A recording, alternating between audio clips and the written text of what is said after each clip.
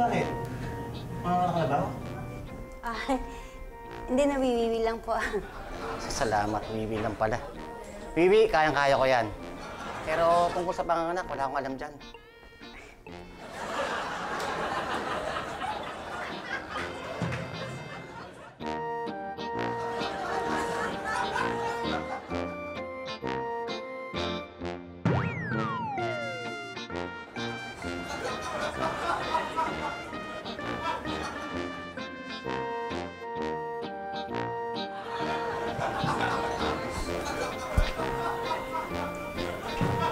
Pitch, huwag mo lang intindihin si Elsa. Nandyan lang.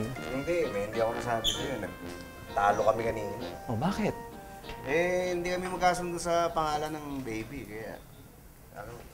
Pambira ka, Pitch, yun lang, oh. Pag ganyan mga problema, magparaya ka na lang pag nagkakainitan kayong ganyan. Tanda mo, pag ang lalaki matigas, ha? Ang babae marahas. Pag ang lalaki mahina, busog sa alaga. Tanda mo yan, Pitch. Tubig. Tignan mo na lang yan, ha? Nagpipilay-pilayan para maakbayan yung nurse niya. Ayan. Si Raul, pilay talaga yun eh. Ginagamot yung pasyente yan dito. Ano ka ba?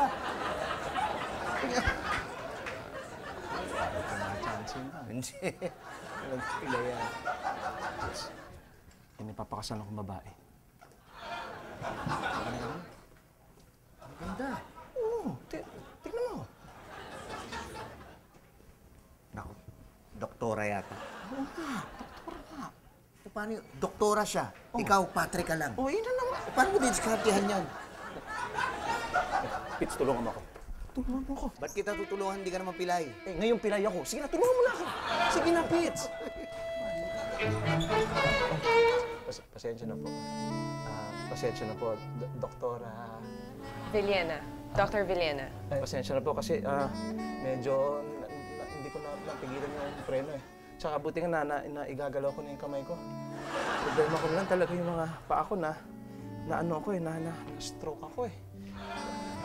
Are you sure? Kasi parang nakita lang kita kanina eh. Tapos di ba naglalakad ka, bumangga ka pa dun sa ano? Ay, hindi ako eh.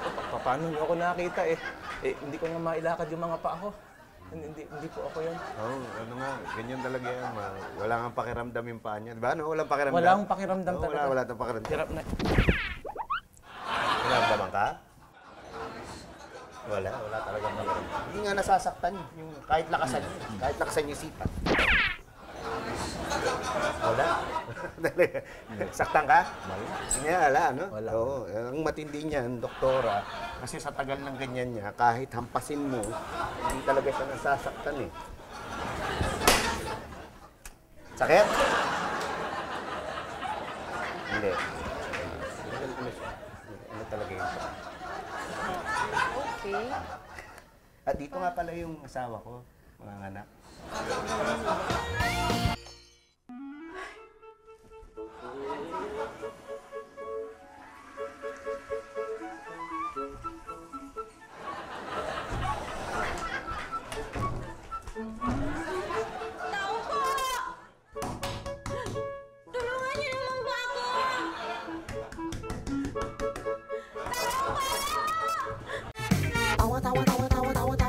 Anytime, anyone, anyhow. Halika manood at sumigaw.